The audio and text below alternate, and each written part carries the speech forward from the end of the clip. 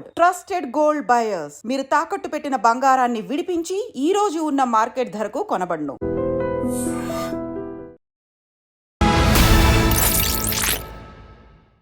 అందరికీ నమస్కారం. నేను Swaroopa Potlapalli. Welcome to I Dream. ఉత్తరప్రదేశ్లోని ప్రయాగ్రాజ్లో మహాకుంభమేళా ఘనంగా జరుగుతోంది. ఎక్కడెక్కడి నుంచో కోట్లాది మంది ఈ మహాకుంభమేళాకు తరలి వస్తున్నారు. ముఖ్యంగా కోట్లాది మంది విదేశీయులు కూడా మహాకుంభమేళాకి వచ్చి త్రివేణి సంగమంలో స్నానమాచరిస్తున్నారు. అసలు మహాకుంభమేళాకి వెళ్తే కలిగే ప్రయోజనాలేంటి? ఒకవేళ అంత దూరం వెళ్ళి పుణ్యస్నానాలు ఆచరించలేని వారు ఇంట్లో ఉండి ఎలాంటి పూజలు, ఎలాంటి కార్యక్రమాలు చేసుకోవచ్చు? ప్రస్తుతం నాతో పాటు స్పిరిచువల్ హీలర్, రచయిత్రి లక్కరాజు నిర్మల గారు ఉన్నారు. ఆవిడతో మాట్లాడి అనేక విషయాలు తెలుసుకుందాం. మేడం నమస్తే. నమస్తే. మహాకుంభమేళా ఎంతో అద్భుతంగా జరుగుతోంది. అక్కడికి వెళ్ళడం అనేది చాలా మందికి కలలాగా ఉంటుంది. అయితే అందరూ వెళ్ళలేరు. వెళ్ళలేని వారు ఇంటి దగ్గరే ఉండి ఎలాంటి పూజలు చేసుకోవచ్చు అంటారు? అసలు నీళ్ళంటే ఏంటో ముందు మనకు తెలియాలి. ఈ విశ్వం మొత్తం పంచభూతాలు బయట ఉన్నాయి, మన బాడీలో కూడా పంచభూతాలు ఉన్నాయి. ఏమ్మా, భూమి మూలాధారం, మనలో మూలాధారము భూమి, తర్వాత ఉండేది స్వాధిష్టాన చక్రము, వాటరు, పిల్లలకి అంటాం కదా, అది మగవాళ్ళకు ఉంటుంది, ఆడవాళ్ళకు ఉంటుంది. తర్వాత మణిపూరక చక్రం. మణిపూరక చక్రం అంటే బొడ్డు దగ్గర ఉండేది, అంటే మన డైజెషన్ కెపాసిటీ. సూర్యుడు మన దాంట్లో డైజెషన్ కెపాసిటీ, బయట సూర్యుడు. ఇదేమో అనాహత చక్రం. అనాహత చక్రము అంటే గాలి, బయట కూడా విశ్వంలో గాలి ఉంది. ఇది విశుద్ధి. విశుద్ధి అంటే శబ్దము, అంటే శబ్దం పలికేది ఆకాశము. బయట పంచభూతాలు ఉన్నాయి, మన శరీరంలో కూడా పంచభూతాలు. ఈ పంచభూతాల్లో ముఖ్యమైంది ఏది అంటే ఈ విశ్వం మొత్తం త్రిగుణాత్మకంగా ఉంది. సత్వ రజస్ తమో గుణాలు ఏమ్మా, కాలాలు 3 ఏమ్మా, తర్వాత ఎండాకాలము, వానాకాలము, చలికాలము, బ్రహ్మ విష్ణు మహేశ్వరులు అని అన్నారు మన వాళ్ళు ఏమ్మా. అట్లా ప్రతిదీ కూడా త్రిగుణాత్మకంగా ఉంది. మనకుండే ఈ పంచభూతాలు త్రిగుణాత్మకంగా. భూమి ఒకటే, దాన్ని మారదు. సూర్యుడు ఒకటే, ఎనర్జీ ఇస్తాడంతే. గాలి ఒకటే, దాంట్లో 2 కంటే ఎక్కువ మార్పులు జరగదు. విశుద్ధి, ఇది కూడా శబ్దం ఇస్తుంది. కానీ నీరు అనేది చాలా ప్రత్యేకత కలిగినది. అదేంటి, 72% బయట ఉంది, 72% మన బాడీలో కూడా ఉంది. ఇది నీరు అనేది నీరుగా ఉంటుంది, ఆవిరవుతుంది, ఘనీభవిస్తుంది. మళ్ళీ మనకు సముద్రంలో నుంచి నీరంతా ఆవిరైపోయి మేఘాలుగా ఉండి మళ్ళీ వర్షిస్తుంది. 3% నీరు విశ్వంలో ఉన్నప్పుడు మన పురాణ గాథలు అన్నీ మీరు గమనించండి. రెగ్యులర్గా నేను కొత్త మాటలు ఏం చెప్పను, మనం రోజు వాడుకునే మాటలు.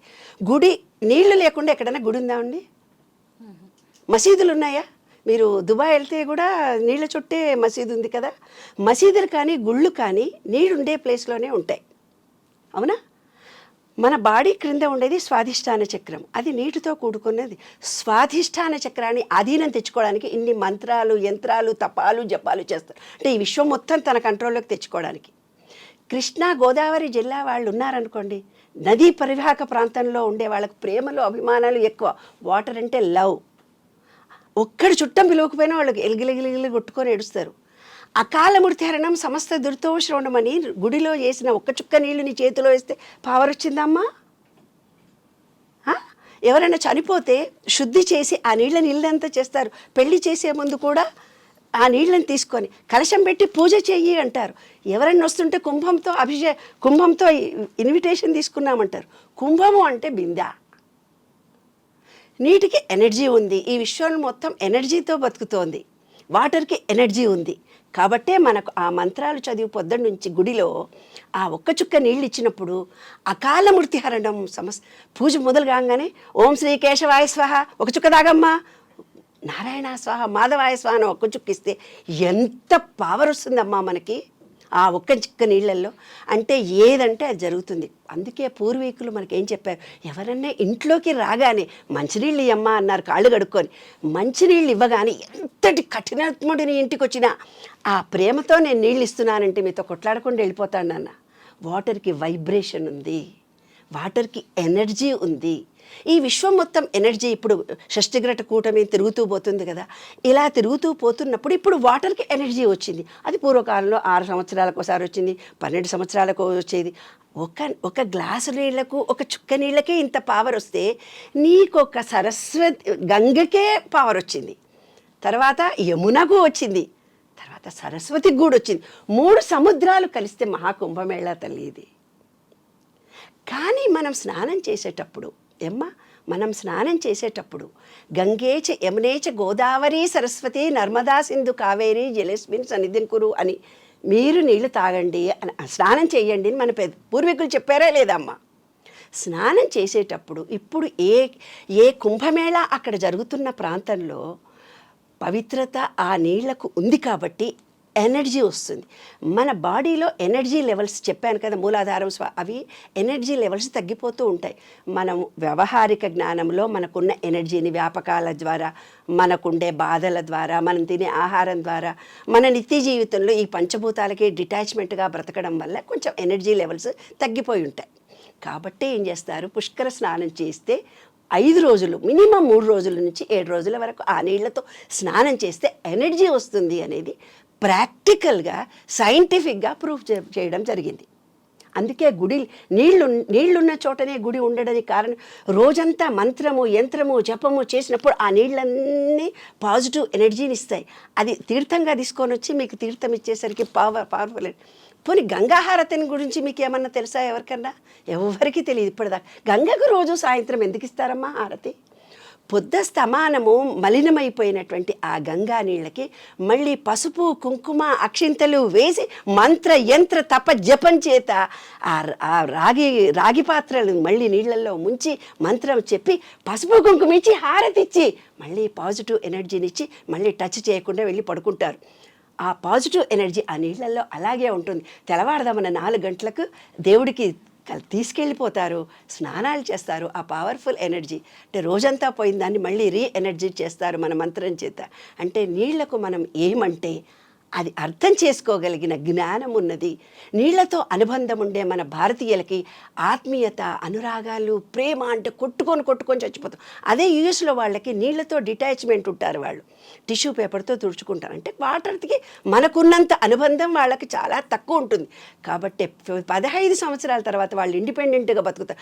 60 ఏళ్ళు 70 ఏళ్ళు కూడా ఇండిపెండెంట్గా బతుకుతారు. నా కొడుకుల దగ్గరికి పోదాము, పండుగ రోజు ఏదో సందర్భంలో వెళ్తారు. అదే మన అమ్మా నాన్న పిల్లలు పలకరించకపోతే గిలగిల కొట్టుకుంటాం కదా. మన చుట్టాలు ఎవరన్నా మనల్ని పిలవకపోతే మనం బాధలు. అంటే మన కుటుంబ వ్యవస్థ ఈ నీటితో అనుబంధం చాలా ఎక్కువ ఉందమ్మా. అయితే మరి పోని వాళ్ళకి ఎలాగ వెళ్ళగలిగిన వాళ్ళు, సామర్థ్యం ఉన్నవాళ్ళు అక్కడికి వెళ్తారు, స్నానాలు చేస్తున్నారు, పుణ్యం పాజిటివ్ ఎనర్జీని రిసీవ్ చేసుకొని వస్తున్నారు. ఇప్పుడు విశ్వంలో అద్భుతమైన చైతన్యం జరుగుతుంది. ఇది ఒక పాజిటివ్ ఎనర్జీ చుట్టూ గ్రహాలన్నీ తిరుగుతున్నాయి. ఇప్పుడు గంగా యమున సరస్వతికి 3టికి వచ్చినాయి. ఎక్కడైతే అవి పుట్టాయో ఆ ప్లేస్లో మొత్తము ఎనర్జీ ఉంది కదా. ఇవాళ గ్రహాలు కూడా అన్నీ మారుతున్నాయి. అంటే ఈ విశ్వం మొత్తంలో ఎంతో గొప్ప పాజిటివ్ ఎనర్జీ ఉంది, ఎంతో గొప్ప పాజిటివ్ ఎనర్జీ ఉంది. అది మనం రిసీవ్ ఇప్పుడు నేను మీ పక్క నుంచి వెళ్తున్నాను అమ్మా, వెళ్తుంటే మేడము ఏ చీర కట్టుకుందని నిన్ను ఎవరో అడిగారు. ఏమో నేను చూడలేదు అంటావు. నీవు నన్ను చూస్తేనే కదా నేను ఎర్ర చీర కట్టుకున్నానో తెల్ల చీర కట్టుకున్నానో తెలిసేది. ఎనర్జీ విశ్వంలో వస్తుందన్న జ్ఞానం మనకు వస్తే కదా, ఈ వాటర్కి ఎనర్జీ ఉందని తెలిస్తేనే కదా. గ్లాసులో మ్యానుఫ్యాక్చర్ చేస్తారు, నీళ్ళని పెట్టుకొని మెడిటేషన్ చేయండి అంటారు. మెడిటేషన్ చేయగానే ఆ నీళ్ళని తాగండి. నీళ్ళల్లో నీళ్లు పెట్టుకొని నీకేం కోరిక కావాలనో అనుకొని అక్కడ పెట్టి పూజ చేసిన తర్వాత ఆ నీళ్లు తాగాలి. కలశం పెట్టి చేసిన తర్వాత అమ్మో కలశం నీళ్ళకి పక్కకు పోయకు, మళ్ళీ ఆరగింపు ఖచ్చితంగా పెట్టు. ఆ నీళ్ళని తీసి ఇళ్ళంతా చల్లి శుద్ధి చేసుకొని పవిత్రతగా భావిస్తాం ఆ నీళ్ళని. అంటే ఆ నీళ్ళకు ఎనర్జీ వస్తుంది. ఆ ఎనర్జీ నీళ్ళు మనం తాగుతాం. కాబట్టి మనం రోజు మన బాడీలో కూడా 72% నీళ్ళల్లో కొంచెం తగ్గిపోయినా urinary infections, kidney problems, heart problems ఇన్ని రావడానికి వాటర్ డెఫిషియన్సీ ఉంటే జరుగుతుంది. కాబట్టి యూఎస్లో వాళ్ళకి అనుబంధం లేదు అంటే నీళ్ళతో అనుబంధం లేని వాళ్ళకి ప్రేమలు, ఆత్మీయతలు చాలా తక్కువ ఉంటాయి. మన బాడీలో నీళ్లు తగ్గిపోయినా నీళ్ళకు ఒక ఎనర్జీ ఉంది. నీళ్లు కొన్ని మాటలను అర్థం చేసుకోగలిగిన జ్ఞానం ఉంది. కాబట్టి నీళ్లు మీరు తాగేటప్పుడు నేను మంచినీళ్ళు తాగుతున్నాను, చాలా బాగుంటుంది, నేను ఎనర్జీ లెవెల్. నీవు ఆ రోజు ఏ కోరిక, పెళ్ళి కావాలంటే పెళ్ళి, డబ్బు కావాలంటే డబ్బు, ఇల్లు కావాలంటే ఇల్లు, అందరితో అనుబంధము, నా రిలేషన్షిప్స్ బాగా ఉండాలి అని పాజిటివ్ ఎనర్జీ ఇచ్చి నీళ్లు తాగినట్టయితే నీకు ఒక శత్రువు మీ ఇంటికి వస్తాడు, భర్త మాట వినడు, పిల్లలు కూడా ఉంటారు, ఎవరితోటో కొంచెం మనస్పర్ధలుగా ఉంటుంది, వాళ్లకు ప్రేమతో ఇస్తున్నా ఐఎమ్ సారీ నిన్ను మనసారా ప్రేమిస్తున్నాను, నేను ఏ జన్మలోనో నిన్ను అపకారం చేసి ఉంటే ఉండొచ్చు, క్షమించవా ప్లీజ్ నన్ను అని వాళ్ళకి నీళ్ళు ఇస్తే వాళ్ళు మనకు ప్రేమతో ఉంటారు. వాటర్కి అంత గొప్ప పవర్ ఉంది నాన్న. విశ్వంలో మొత్తంలో పంచభూతాల్లో వాటర్కు ఉన్నంత గొప్పతనం ఇంక దేనికి లేదు. ఆ వాటర్ని తాగిన, స్నానం చేసేటప్పుడు పూర్వకాలంలో మేమైతే గంగేచ యమునేచ గోదావరి సరస్వతి నర్మదా సింధు కావేరి జలస్మిన్స్ అని ఈ పుష్కరం బకెట్లో నీళ్లు తీసుకోండి, రోజు స్నానం చేసే వేడి నీళ్ళే. మీరు చెప్పండి, భావాన్ని దానికి చెప్పండి. గంగా యమున పుష్కర ఫలితం కలిగింది, ఈ నీళ్లకు మంచి పవర్ వచ్చింది, ఈ నీళ్ళని నేను స్నానం చేస్తున్నాను, పుష్కర పుణ్యాన్ని పొందానని వారం రోజులు చేయండి, మీకు ఎనర్జీ వచ్చి తీరుతుంది. సైన్సే చెప్తోంది. ఎవరో ఒక ఆమె చనిపోతూ ఉంది, ఒక చెట్టును పెట్టి ఈ చెట్టుకు తీగ వచ్చేస్తే నువ్వు బాగా అయిపోతావు అని చెప్పింది, లేకపోతే చనిపోతావని చెప్పింది. తర్వాత ఆ చెట్టు మారాకు, రెండో ఆకు, మూడో ఆకు వేయగానే ఈమెలో ఆరోగ్యం బాగైపోయింది. మనం ఇలాంటి కథలు ఎన్నో మనం విన్నాం. కానీ వాటర్కి ఎనర్జీ ఉంటుందని సైంటిఫిక్గా ప్రూఫ్ చేసినటువంటి వాళ్ళు మనకి ఇన్ని మూఢ విశ్వాసాలు ఇచ్చారు. కలశం అని చెప్పారు, నీళ్లు తాగండి అని చెప్పారు, స్నానం చేయండి అని చెప్పారు, మంత్రాలు ఇచ్చారు. కానీ అందులో మనకు తెలియని అంశం ఏమిటిది, ఇది ఒక వైబ్రేషన్ కలిగినది, ఇది మనం ఏమంటే అదే చేస్తుంది. కాబట్టి స్నానం చేసేటప్పుడు గంగేచ యమునేచ గోదావరి సరస్వతి నర్మదా సింధు కావేరి జలస్మి, గంగా యమున సరస్వతి పుష్కర మహిమ కలిగిన ఈ నీళ్లను నేను స్నానం చేస్తున్నాను, పుష్కర పుణ్యాన్ని పొందానని రోజు స్నానం చేయండి, పుష్కరంలో చేసిన పుణ్యం వచ్చేస్తుంది. 12 ఏళ్లకోసారి జరుగుతున్న ఇప్పుడు ఈ పుష్కరాలకు కూడా ఎంతో మంది వెళ్తూ ఉంటారు. అయితే ప్రయాగ్రాజ్లో 144 ఏళ్ల తర్వాత ఇప్పుడు అక్కడ అద్భుతంగా కుంభమేళా జరుగుతుంది. ఇక అక్కడికి వెళ్ళలేని వాళ్ళు మీరు చెప్పినట్టుగా చేస్తే సరిపోతుంది. తప్పకుండా 144 ఏళ్ళని వాళ్ళు కుంభమేళా అని పెట్టారు. ఇప్పుడు చెప్పాను కదా నాన్న, విశ్వంలో గ్రహాలన్నీ తిరుగుతూ వెళుతుంటాయి. మళ్ళీ 144 సంవత్సరాలకే 3 నదులకి ఆ పవర్ వస్తుంది. అందుకని ఇప్పుడు గ్రహకూటం జరుగుతోంది అంటే అదే అన్నమాట. ఆ పవర్ భూమికి దగ్గరగా, సముద్రాల దగ్గరగా ఎనర్జీ వెళుతోంది. అది ఇప్పుడు మనకు కనిపించేది, ఎన్నో వేల కిలోమీటర్ల దూరంలో షష్ఠిద్ర కూటమి కదా, మరి వాళ్ళ భూమి మీద నుంచి మనకు కనిపించేంత దగ్గరగా వచ్చింది. అంటే ఎనర్జీ లెవెల్స్ చాలా ఎక్కువగా ఉన్నాయి. మెడిటేషన్ చేయొచ్చు, మీరు యోగా ద్వారా చేయొచ్చు, బ్రీతింగ్ ద్వారా చేయొచ్చు, మంత్రం ద్వారా చేయొచ్చు, లేదా నీళ్లను స్వీకరిస్తూ కూడా పుష్కర ఫలితాన్ని పొందానని అనుకుంటే తప్పనిసరిగా పుష్కరను స్నానం చేసిన పుణ్యం వస్తుంది. నాన్న ఎక్కడుండి కూడా మహాకుంభమేళాకి వస్తున్న విదేశీయుల్ని చూస్తుంటే ఆశ్చర్యం వేస్తోంది. చక్కగా మన వస్త్రాలు ధరించి, సంప్రదాయ వస్త్రాలు, మాలలు ధరించి పూజలు, శ్లోకాలు చదువుతున్నారు. ఎంత అద్భుతంగా అనిపిస్తోందో. ఒకవైపు మన వాళ్ళందరేమో పాశ్చాత్య సంస్కృతి వైపు పరుగులు పెడుతుంటే, విదేశీయులేమో సనాతన ధర్మం కోసం మన దగ్గర ఎందుకు అంటే చెప్తాను. వాళ్ళు మన పుస్తకాలు తీసుకెళ్లారు. మనము విశ్వరూప సందర్శనము అని చెప్పేసి మన దాంట్లో ఒక బొమ్మ మాత్రమే ఇచ్చారు. ఒక సీక్రెట్ ఒకటి ఏం జరిగింది, సూర్యుడి దగ్గర 7 బొమ్మలు మీకు చూపించే, 7 గుర్రాలను చూపించి సూర్యుడి బొమ్మ ఇస్తారు. అవునా? 7 గుర్రాలు ఏంటివనుకున్నారు? విబ్జిఆర్లోని 7 రంగులు. విబ్జిఆర్లోని 7 రంగులు మూలాధారానికి ఒక రంగు, స్వాధిష్టానికి ఒక రంగు, మణిపూరకానికి ఒక రంగు, అనాహతానికి ఒక రంగు, విశుద్ధికి ఒక రంగు ఉంటుంది.